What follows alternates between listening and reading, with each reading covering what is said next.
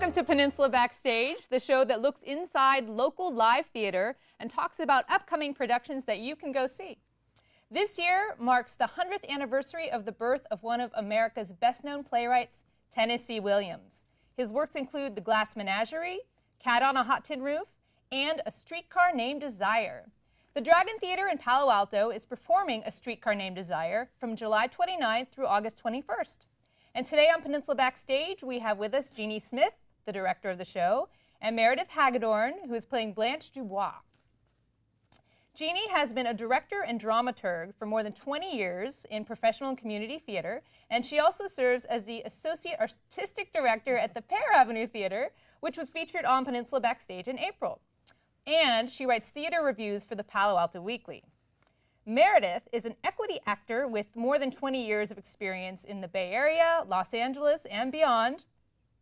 And she also teaches private acting classes in Palo Alto. In addition to playing Blanche Dubois, she is the executive producer of this production of Streetcar, and she is the managing artistic director of Dragon Productions Theater Company. Jeannie, Meredith, thank you for coming. Thank you for having us. Welcome to Peninsula Backstage. Thank you. So, A Streetcar Named Desire is one of many popular, powerful plays by Tennessee Williams, and the winner of the Pulitzer Prize for Drama in 1948. So tell us, in addition to those things, what made you decide to include it in your season? Well, this play and being a part of telling this story has been on my bucket list for over 20 years now, and as an actor, I was very interested in playing the role of Blanche Dubois, had some very clear ideas of how I wanted to portray her for a very long time now. So I said at this particular time, his 100th birthday year, thought it was a really perfect time, and everything just fell into place when I was talking with my friend Jeannie about this production, and she said that it happened to be a bucket list play for her as well.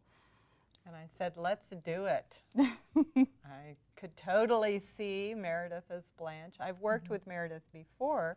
She was in a production I directed at the Pear several years ago. So I knew she'd be a fabulous Blanche. And yeah, it was definitely one that I've been wanting to do for decades as well. So this is your first time directing Streetcar? First time directing Streetcar, although I have directed other Williams plays. I've directed Night of the Iguana and Eccentricities of a Nightingale, and I love his work. I just love working with this writer, these plays. They're fabulous. Yes, yes. So tell us what Streetcar is about. What's the premise? Well, it's set in the time that he wrote it, in 1947. In New Orleans, in the summer is when it begins, and it's a clash of cultures in a way, and a clash of the past with a more modern age, post-World War II. Blanche Dubois comes to stay with her sister Stella and her husband Stanley. And they're living in a tiny apartment in the French Quarter, and we see almost immediately that there's a clash between Blanche and Stanley, and that develops over the course of the play and ends rather tragically. So I don't know if I want to say much more than that. Understandable. The character of Blanche is kind of well known, at least in theater circles, for her delicacy, her sensitivity, her appreciation of finer things, her refinement, but also for her fantasy world. She lives in a lot of illusion, partly fueled by alcoholism and disappointment, and some hard knocks that life has given her. So she's looking for refuge, she's looking for a way to move forward with her life, but she's not going to find it here. I think this is part of the reason why I know speaking for myself, why I wanted to take on this challenge. I know a lot of other actresses are very interested in the challenge of Blanche Dubois because she is so layered and damaged, and there's just so many intricate webs that she weaves with the different characters that she interacts with, and it's such a wonderful challenge, wonderful and terrifying, but so exciting. When we had our first read-through, almost every person at the table talked about this being a bucket list play for them because it's so deep, the layers, the richness, the material. And it's the kind of play you just work on it and you keep finding things, you keep discovering new layers, nuances that you hadn't thought of before. And that's just rich stuff to sink your teeth into. So.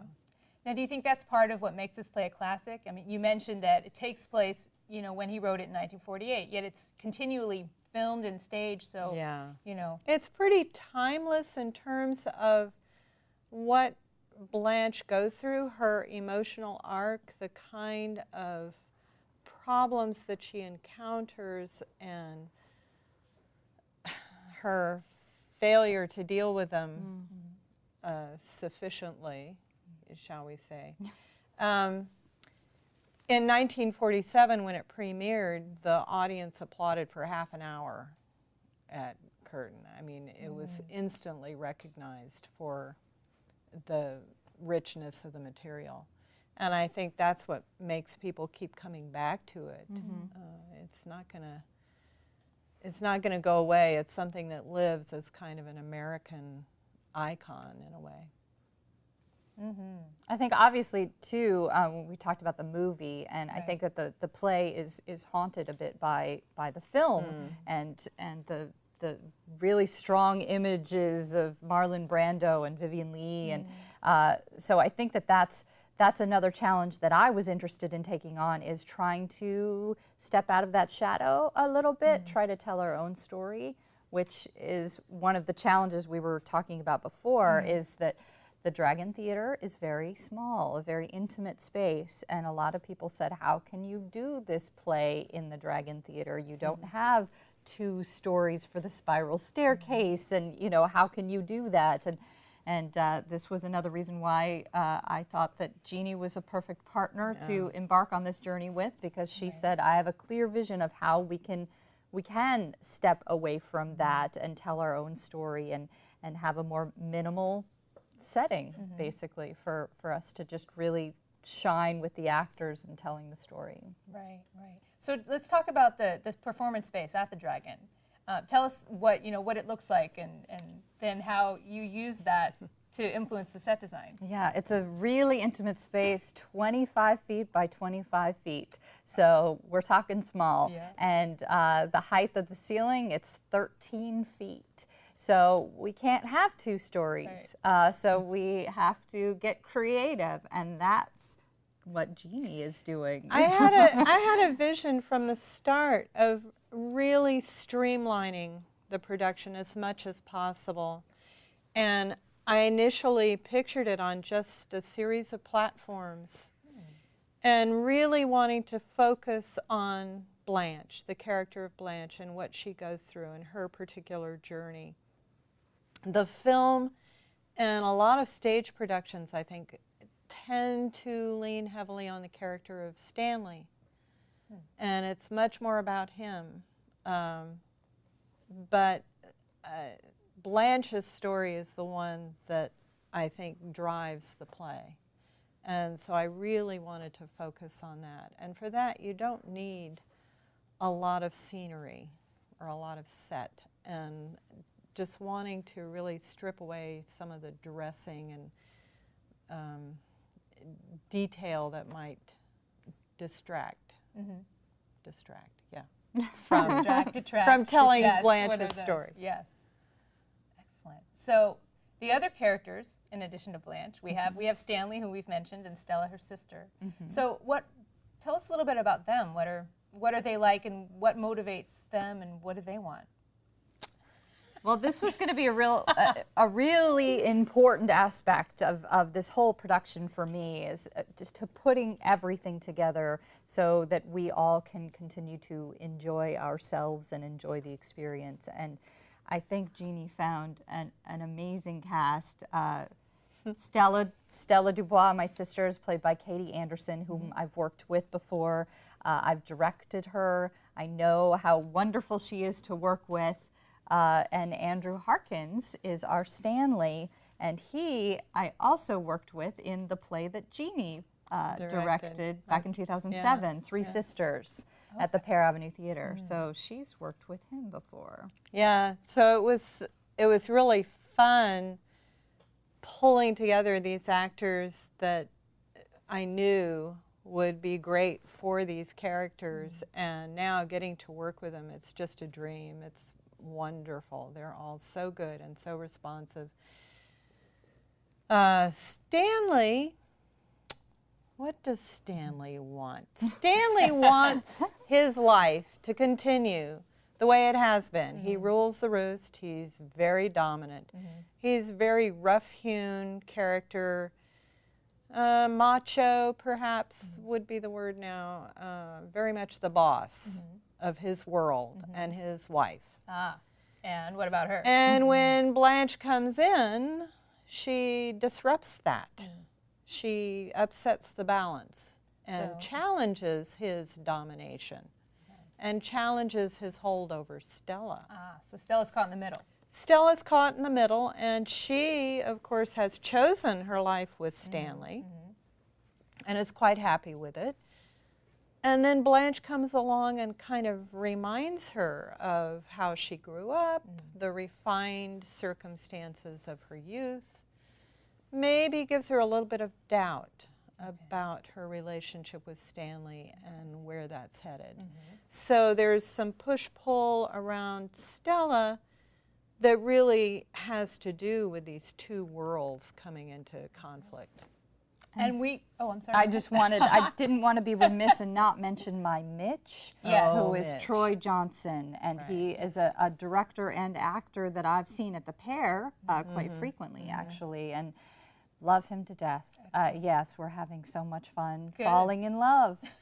And then, I suppose, falling out of love. Well, we're going to see a little bit of the falling in love part. Yes. Our field crew went to the Dragon to get a look at what goes on the weeks before a show opens. So we're going to see portions of the designer run-through. So can you just briefly say what that is? The designer run usually happens after the show has been fully blocked and the actors are pretty much off book, or they've memorized their lines for the most part. And it's a way for the design team, the production team, to watch a run through and get a sense of the flow of the show, the staging, to kind of watch for any technical issues that might arise, or seeing how they're going to work the lighting, things of that nature.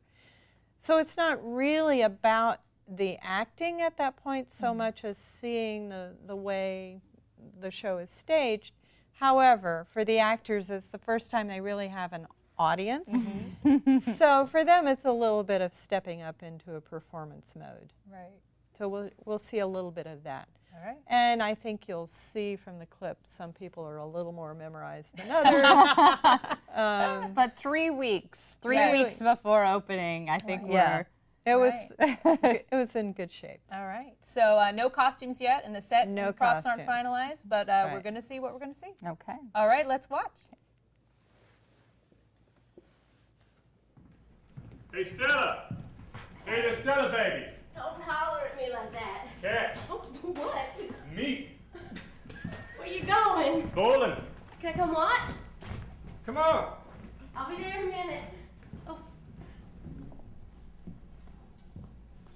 What's the matter, honey? You lost? They told me to take a streetcar named Desire, transfer to one called Cemetery, go 6 blocks, and get off at Elysian Fields. This is Elysian Fields. That's where you're at now. At Elysian Fields? This here's Elysian Fields. Well, they mustn't have understood what number I wanted. What number was you looking for? 632? You don't have to look no further. Well, I'm looking for my sister, Stella Dubois. Mrs. Stanley Kowalski. That's a party. You just didn't miss her, though. This? Can this be her home?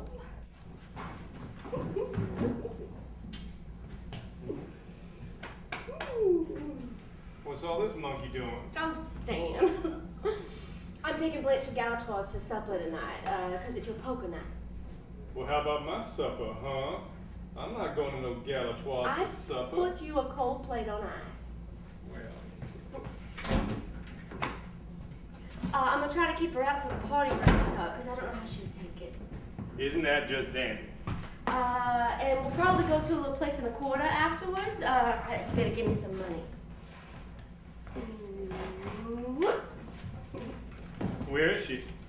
Soaking in a hot tub to quiet her nerves. Well, looks like you boys are still at it. Where you been? Blanche and I took in a show. Blanche, this is Mr. Gonzalez and Mr. Hubble. Oh, please don't get up. No, nobody's going to get up, so don't get worried. How much longer is this party going to continue? Until we get ready to quit. Poker is so fascinating. Could I convince? You could not. Excuse me. Why don't you women go up to Eunice's? Because it's nearly 2:30. Couldn't y'all quit after one more hand? Oh, stop it, Stan, that's not fun. Makes me so mad when he does that in front of other people. I think I will bathe. Again? My nerves are shot. Is the bathroom occupied? Oh, I don't know. Oh! Hello. Hello.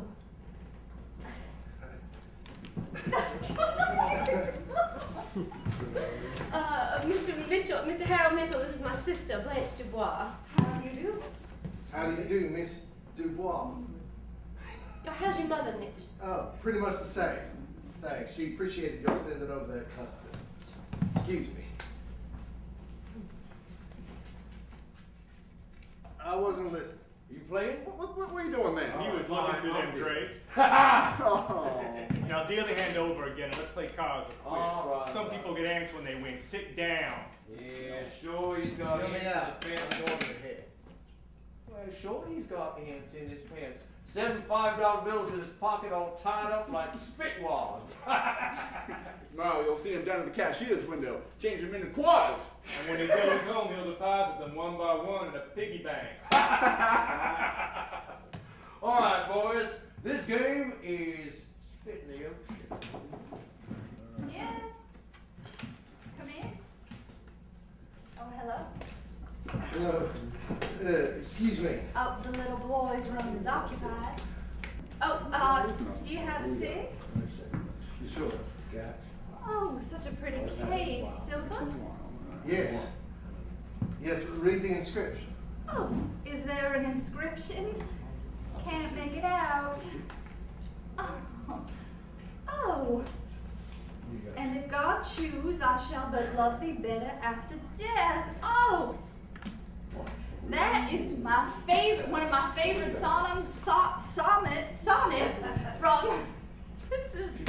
I'm drunk. That is from Mrs. Browning. You know it? I certainly do. Oh, so as you saw, we enjoy each other and the process, and that we have to make jokes. And yeah, Blanche's lines are a mouthful sometimes. So, So I'm drunk. it's not good. actually in I'm the drunk script. is not in the script ever, but she is drunk a lot. Yes. So it works. It sure did. It sure did. Anything else about what we saw that you'd like to comment on? Well, just everything she was saying, obviously 3 weeks before opening, Yeah. and we're putting things together, and so it's fun to just be able to play and see the arc of the production for the first time. The cast includes 4 other actors, some of whom play more than one role. Okay. Monica Coletti, who is the upstairs neighbor, Charles McKeithen, who's the upstairs neighbor's husband and poker player, and Mary Lou Torrey, who has a lot of different roles, and Philip Raupak, who's also playing several roles. So we kind of made a smaller cast out of it as well. Now, this play takes place in the South, in New Orleans, as do many of Tennessee Williams' plays. And in the South, it gets very hot. So, barring turning up the thermostat in the theater, how will you convey the heat through the sets or the lighting design or the costume design?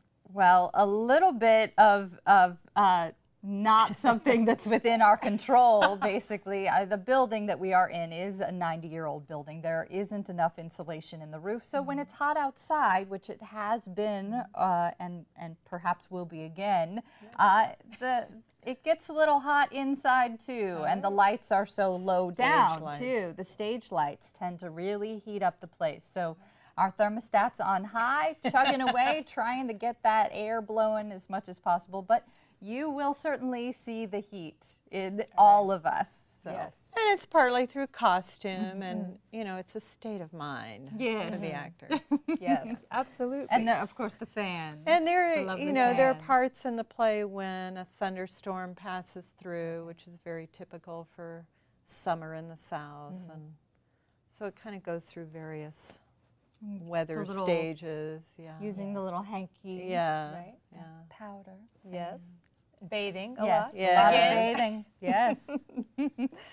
Part of what's exciting about Streetcar is, as you were saying, the clash between the two worlds of the old ways and the new ways, the nostalgia and dreams and the in-your-face reality. So is there a way that you will help convey that through lights and costumes and the elements in addition to the acting? Some of that does come into play in the set design. Choices that we make to try and convey the two worlds in conflict. I don't want to talk about it too much. I would rather that audiences see it and kind of assess that for themselves, or maybe they won't even think about it consciously, but it will be something that sets a mood, sets a tone for them as they're watching. But it's mostly in the text. It's mostly there for the actors to bring out, to embody. And that's really where it comes from. I mean, even if it were just on a bare stage with no set at all, We're it still would telling still this amazing story. Yeah, Absolutely. it would still be there. Because it's all about the relationships. So. Yes. Wow. Anything else you want to say about the story or the characters? Well, they're just so rich and wonderful Yes. and timeless, as we were talking. So people who know about it or have at least heard of it, we hope will be interested in coming to see it. There is a big audience in the Bay Area, especially on the peninsula, for classics, and this one is certainly one of the most iconic American works. And it being an anniversary of Williams, I know a lot of theaters locally are doing different works of Williams. But we're hoping to put a bit of a definitive spin on Streetcar. Dragon usually does rarely produced works. Obviously, Streetcar is not so rarely produced, or else maybe back in the day it was produced more. But yes, we wanted to tell our own story. We wanted to do an homage to Tennessee Williams' birthday and to a great American playwright. And it should be on everybody's bucket list to go see. We hope so. Streetcar Named Desire. We absolutely hope so. Yes, yes. So Definitely. tell us about the other plays that you do at Dragon and what's in store for the Dragon Theater in the future. Well, we are just about to announce our 2012 season. We'll actually announce it in the program of Streetcar, so everyone needs to wait for 2 more weeks. But we actually are in the calendar season at Dragon, so we're right in the middle of our 2011 season. Other theater companies kind of starting their next season right now.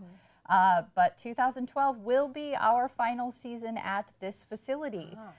We will definitely be moving for 2013 season. Stay tuned for more excitement. We don't exactly know where we're going to go. We really hope that we get to remain in downtown Palo Alto. That is our goal. So we'll see what happens. Yes. Well, it's a worthy goal because we need theater in downtown Palo Alto. Well, thank you. I like to think so. There's so much vibrancy, so much going on right there, and we really want to entertain there as well. Yes. What's the show after Streetcar? Sister Cities by Colette Friedman. It's another show that most people probably haven't heard of, but it's a wonderfully witty, funny comedy. So very excited. Be a nice It switch. will be a nice switch. Yes. Yes. That's what we try to do at Dragon. We Yes. try to offer a little something for everybody. So again, A Streetcar Named Desire is running July 29th through August 21st. Yes. And people can go to your website to get more information about the show. Yes, they can. So what is the URL? www.dragonproductions.net. So you can find out all the information, including the upcoming season listing, and box office information, all kinds of information you can find on our website. All right, great. Well, Meredith, Jeannie, it has been great having you on Peninsula Backstage. Thank you so much and it for was so having us. great to talk about Tennessee Williams and A Streetcar Named Desire. Thank you so much. Yeah, it's just an exciting time for the Dragon Theater. Yes, it is. Very exciting. Yes, great. Well, we're about out of time, so this has been Peninsula Backstage, the show that looks inside local live theater and talks about upcoming productions that you can go see. And we have a brand new Facebook page, so Facebook members, please search for us, search for our page, like us, and you'll get occasional updates about the show. And I think that's about it. Okay. That's about it. Happy birthday, Tennessee Williams. Happy birthday, Tennessee Williams. Come on, come to see the show.